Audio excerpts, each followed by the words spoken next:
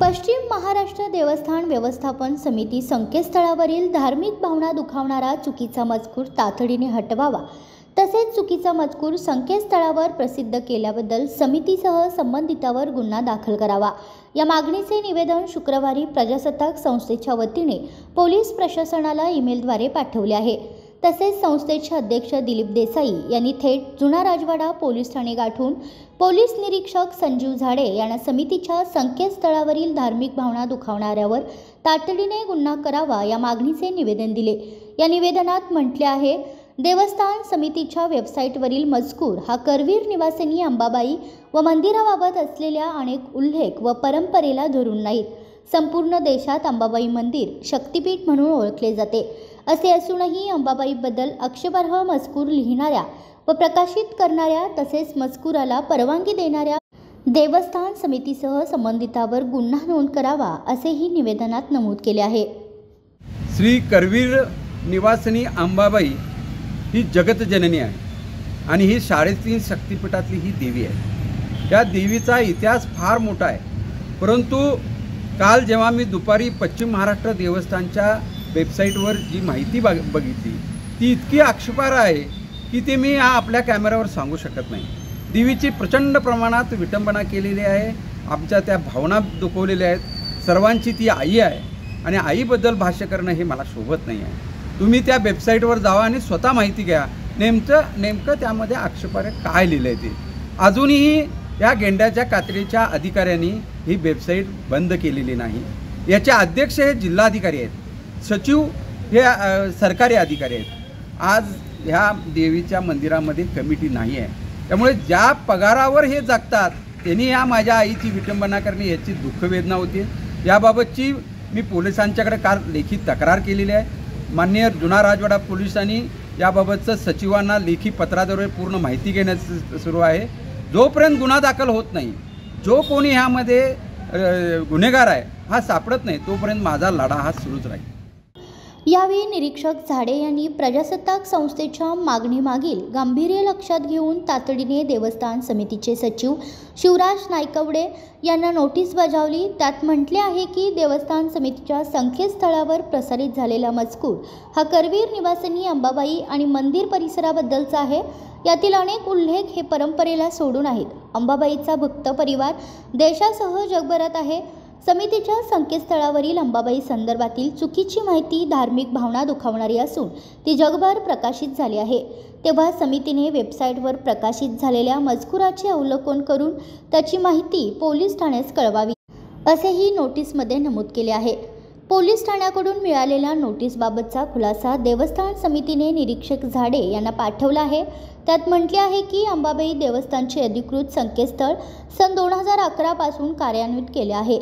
या संकेतस्थळावरील माहिती 2011 साली प्रकाशित केली आहे। माहितीतील चुकीचा मजकूर शुक्रवारीच देवस्थान समितीच्या निदर्शनास आला आहे। या संबंधित माहितीची चौकशी करण्यात येईल, त्यावर योग्य ती कारवाई करण्यात येईल।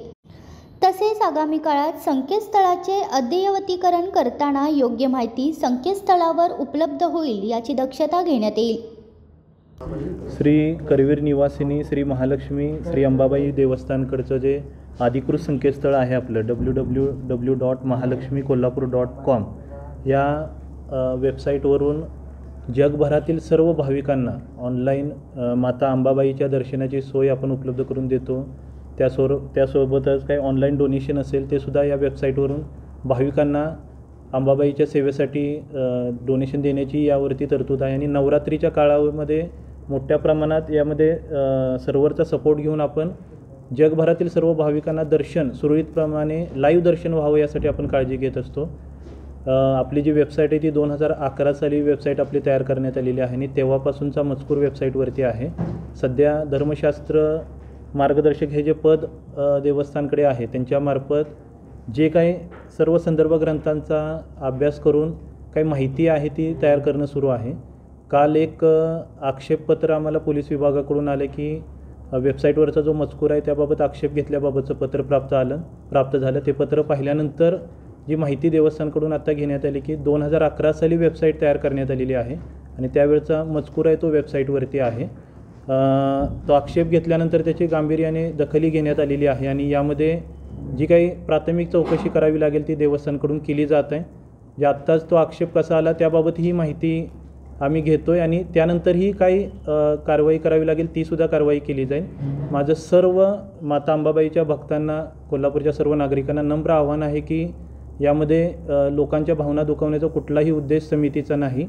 यामध्ये चौकशी केल्यानंतर चौकशीनंतर जी काही कार्यवाही करायची तीही केली जाईल आणि योग्य ती सुधारणासुद्धा केली जाईल आणि देवस्थान समितीकडून योग्य ती कार्यवाही वेबसाईट अपडेट ठेवणं, वेळोवेळी वेबसाईट मेंटेन ठेवण्याचं कामकाज यापुढेही केलं जाईल. यासोबतच आता हे लक्षात आल्यानंतर हा विषय पूर्णपणे सेन्सिटिव्ह आणि लोकांच्या भावनेशी निगडीत असतो. त्यामुळे हे लक्षात आल्यानंतर तात्काळ त्यावरती उपाययोजना करणं हे महत्त्वाचं पहिलं काम आहे आणि यामध्ये चौकशी करून काय असेल ते चौकशीमध्ये निष्पन्न होईल. चौकशीही केली जाईल आणि माझे सर्वांना विनंती आहे की आपण चुकीची माहिती पसरवणं किंवा या विषयाबाबत गंभीर दखल प्रशासनाने, जिल्हा प्रशासन म्हणून सुद्धा घेतली जाईल, देवस्थान समितीकडून सुद्धा याबाबत दखल घेतली जाईल आणि लोकांच्या भावना दुखावल्या जाणार नाही त्याची पुरेपूर काळजी घेतली जाईल आणि चौकशी करून पुढची कारवाई केली जाईल. सर, योग्य मजकूर येईपर्यंत हा मजकूर हटवण्यात येणार आहे. ती कार्यवाही कालच देवस्थान समितीने केलेली आहे. आणि यासोबतच अजून एक गोष्ट आमच्या निदर्शनास